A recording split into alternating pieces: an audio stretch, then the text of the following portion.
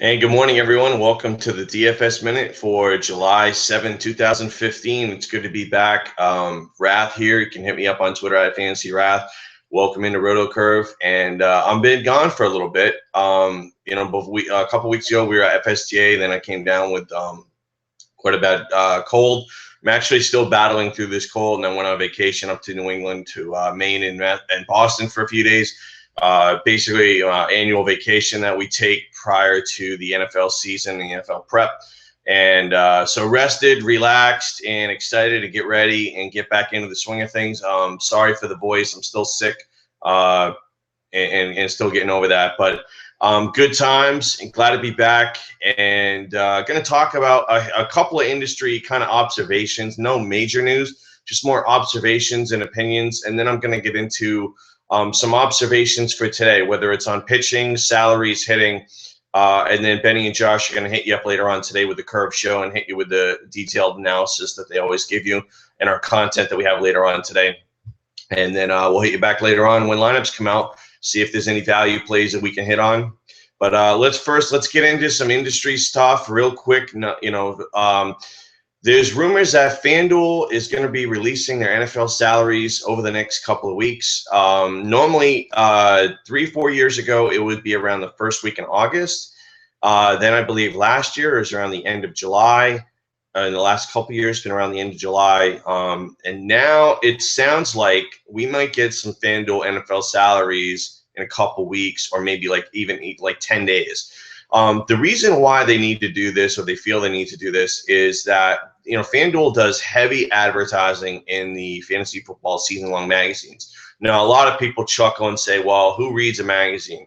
Believe it or not, the majority of people that play season-long fantasy football still buy magazines. They're not the hardcore fans that you and I that go online, that get our content, either do our own stuff or get our content from premium sites where it's updated up to the minute. The majority of people just don't do that. We have to face reality on that. And so FanDuel does heavy marketing and advertising in those magazines. Now, the issue that's always been with having value in those magazines is that when somebody opens up a magazine in the middle of July, they don't really have any place to go because the games and the salaries haven't been posted. So with the magazine starting to hit newsstands, some of them have hit, but most of them are going to be hitting over the next 10 to 14 days. It's important that FanDuel gets something up in their eyes, gets something up. The thing about what they can do and how they can kind of minimize this is, as far as issue goes, look, it's going to happen. Last year I remember Jeremy Maclin was 5,000. He was coming off an injury. There's going to be guys that are badly priced and heavily owned week one. That's the price of doing business. That's the price that you pay. In my opinion, it's a minimal price, and it doesn't matter. I mean, the greater good for FanDuel is that they get the product up, they get it, live. They get people on the site making lineups, looking at how it goes. And the other thing that people don't realize is that if I'm posting NFL salaries in the middle of July, what does that mean? That means that there's incremental value in potentially having somebody play baseball. So I get somebody on. It's all about getting somebody on the site. And I'm going to talk about that at FanDuel as well. It's all about getting somebody on the site and playing it, driving it, just like a test drive, getting you on the lot, test driving the car, and seeing if you're going to buy. Basically, it's a way to get audience on the site. It improves the metrics. It looks great for investors, all that. So, from that perspective, that's really, in a nutshell, why they want to get NFL up as soon as possible. What they can do, though, is they can produce the salaries for the guys that they feel the most comfortable with, and they can always add players later on. So it's not that big a deal. They're not going to change any of the player prices. So a guy like Andrew Luck, unless he gets hurt, and then that means the backup is going to, the backup in Indianapolis is now going to be worth something. Andrew Luck's salary is not going to change regardless of what he does from today until the first week of NFL.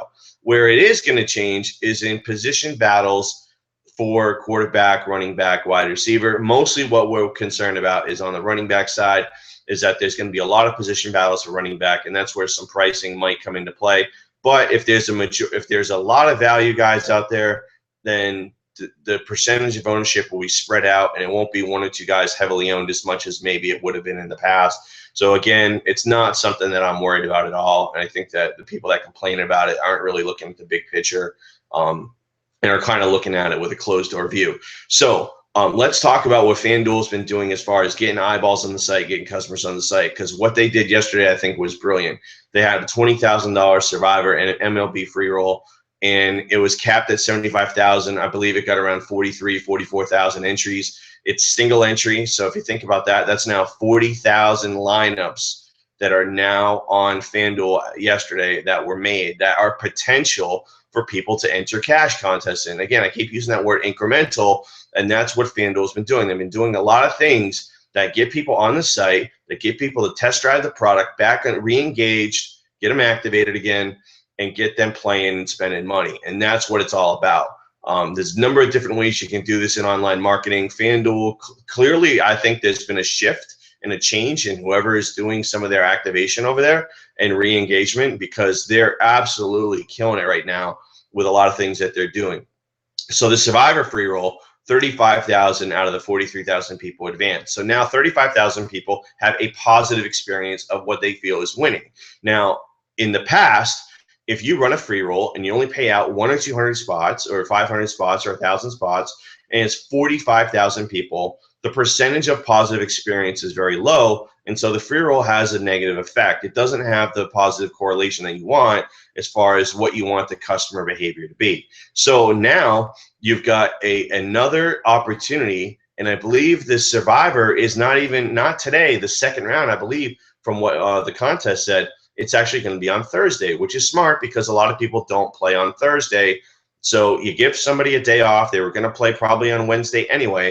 And then you bring them back on Thursday where they get another free contest. You have 35,000 people that are now going to make a lineup potentially playing FanDuel baseball. It's very smart, and I like what they're doing, and I want to see more of it, and I hope they continue to do it. A lot of things of what they're doing, especially this time of year, because really that's kind of one of the things I'm going to talk about as well. This is a critical time of year in daily fantasy. Now, we do have PGA and we do have NASCAR over on DraftKings. That's helped a great deal. And also we have MMA. But let's face it, the majority of the volume right now outside of Millionaire Maker is going to be from baseball. And golf is 4 days a week, and you only have one time where you enter. So it's critical, especially on a site like FanDuel that's got one active sport. They need to get as many people on the site as humanly possible over the next 30 days until those football contests are live and people are engaged. So that's really what they're trying to do. And the next 30 days are critical in daily fantasy from that perspective.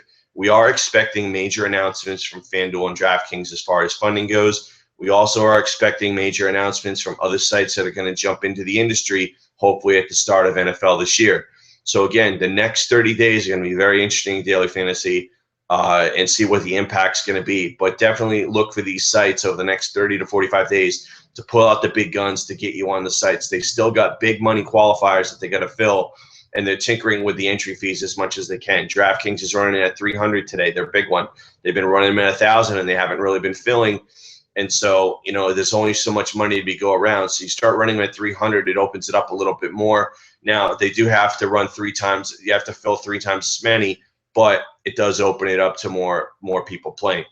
So definitely be aware. If you've got some extra money in your bankroll and you really want to take a shot at a live final, the next 30 days are going to be critical, and you're going to find tremendous value and overlay in these live event qualifiers. So just be aware, that pounce when the opportunity is there, whether it's satellites, whether it's qualifiers. There's going to be overlay in the next 30 to 45 days in these things, and you're going to be able to find some value. Talk a little bit about my trip. I did go to Fenway over the weekend, and one of the things that I did notice was a lot of DraftKings branding, which we know about. But one of the things I tweeted out over the weekend was they have this raffle going on. It's a 50-50 raffle. 50% of the money goes to charity. They had numerous raffle ticket girls spread out throughout the ballpark with an apron, with a logo, it was really brilliant, and it's a great way to get the branding and the logo in front of a lot of people and say, hey, what is DraftKings? What is that all about? Oh, they're running a raffle. Well, somebody that's engaged in potentially playing in a raffle probably has a potential, especially in the male audience, potential of being a DFS player if they haven't been already. So again, you're using something which is a brilliant strategy, which is a charity raffle that is similar behavior as far as paying cash to enter a contest, and that you're hitting a potential target market. Obviously, you're in the ballpark. You have 35,000 baseball fans. Now you put on top of that fans that potentially like to play contests for money. So again, really like it. Good stuff. I actually did throw 20 bucks in the raffle and I didn't win, but it was worth it because half the money goes to charity, which was pretty cool. So that's kind of the industry news that we have for today, kind of my observations. Going to talk some college football observations. There was some discussion online on Twitter about the future of college fantasy football and what potentially it needs to do to grow. And I've definitely got some views on that may differ from what some other people have been saying about that. So be on the lookout for that. I've been doing a lot of thought about college fantasy football and how we need to get people playing and the types of content that we need to bring that are going to get people to play. It's not just about throwing money out there in large tournaments. It's not just about a live final, and it's not just about touts giving out picks. There's a lot more to it. I'm going to explain it and go through it, and we're going to maybe create a series or some things that we did like for the cash rules for baseball. We're going to kind of lay out a game plan for you that you're going to feel comfortable playing college fantasy football on FanDuel, DraftKings, or other sites. And you're going to want to play every week, and you're going to feel comfortable doing it, and you're going to be able to win money. That's what it's all about. Let's talk about today's slate. There's a lot of interesting things going on today. A lot of unknown pitchers or a lot of interesting pitchers out there. So there's a lot of bad pitching. So there's going to be good value on bats. There's some good arms. And we'll give some observations. Now on FanDuel, you've got that Cubs game early. So you got Arrieta at over 10,000. So Arrieta is kind of out of play. So you have 5 pitchers on FanDuel that are priced at 10K, with Max being the big one at 12.5. The funny thing about it is I'm really not in love with any of the big price pitchers outside of Max at 12.5, which is tough. So it makes him mostly a cash game play. Or if you're going to run him in a tournament, then you got to run a cheap stack or a couple of cheap stacks to fit everybody in. So it's going to be tough. It just depends on how the lineups come out. With so much bad pitching today, I think you can potentially find some cheap stacks and get Max out there and run him out there and kind of lock in those 15 points that you need. So that's kind of my observation on Max. The guy that really jumps off the board to me is Taijuan Walker, who's been absolutely, basically, other than Max, one of the best pitchers in baseball. Him and Sale too.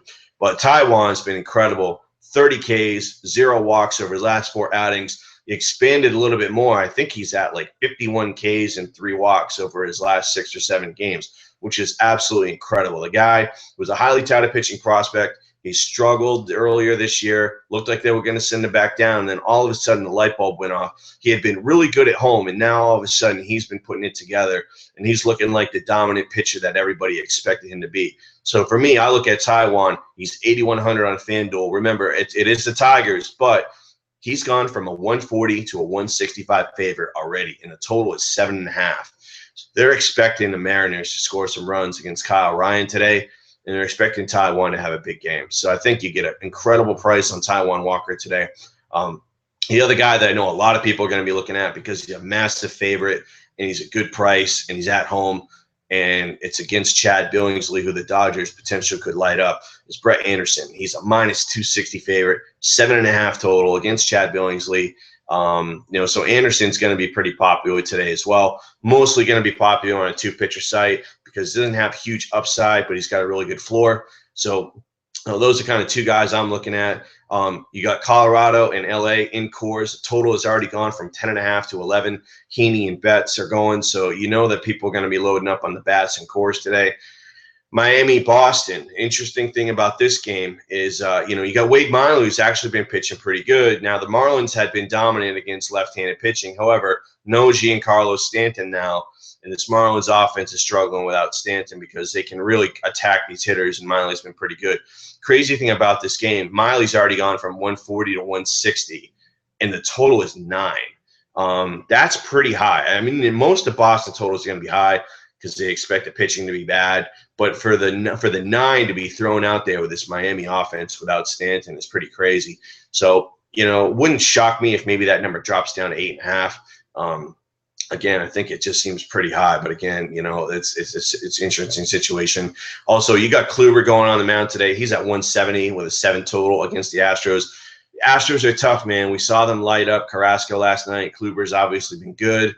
So it's feast or famine when you go against the Astros. So Kluber is a tournament play for me. Max is your cash game. Taiwan, I think you can roll out anywhere you want. And Anderson's probably more of a tournament play, but more of a 2-pitcher side option for me.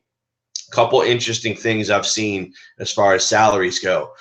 On FanDuel, for some reason, Chris Bryant's salary dropped. He went from 4 down to 3,500, and I don't know why. It's not like he's been slumping. I looked at his game logs, even though I've been gone. So you got Bryant that dropped to 3,500, and you got Maven that dropped to 2,800. He dropped $500 to 2,800. A $500 price drop on FanDuel is huge. Normally their price changes are 100, 200, maybe 300. You get a $500 price shift on FanDuel. That's huge. So definitely be on the lookout for that. Sorry, guys. And then we got another interesting thing here. When we saw this happen a couple weeks ago, I think it was with the Dodgers, and it looked like they were scheduled to go against Hamels, and Hamels didn't go that day, and all the salaries had dropped. And the same thing happened again today. It looks like most of the Dodgers' salaries on DraftKings have gone down, and they're going against Chad Billingsley. So do expect heavy ownership on the Dodgers today. It doesn't mean that you should fade them. It just means that, take advantage of this, because in cash games, if you're going to go with Max and you're going to go a guy like Brett Anderson, you can still load up on 3 Dodger hitters, especially from the left side. If it's Ether, if it's Gonzalez, if it's Jock Peterson, those are the guys that definitely jump off the bat. But you got some of the righty bats, I think, that are in play as well. So just be aware, I think, that in cash games, because of the price change, you can roll with 3 Dodgers today against Billingsley at home and get Max and get an Anderson or Taiwan in and have a pretty good lineup. So that's going to be my take on that. So again, join us back here throughout the day for the pitching segments, for the hitting segments, the pitching and hitting segments from Benny and Josh. They're knocking it out every single day. Huge amount of content that we put out every day here on rotocurve.com. And then we're going to hit you back here later on today when the lineups come out with any late-minute observations or value plays that I think that you can use in your lineups tonight. As we always say here at RotoCurve, stay classy, DFS.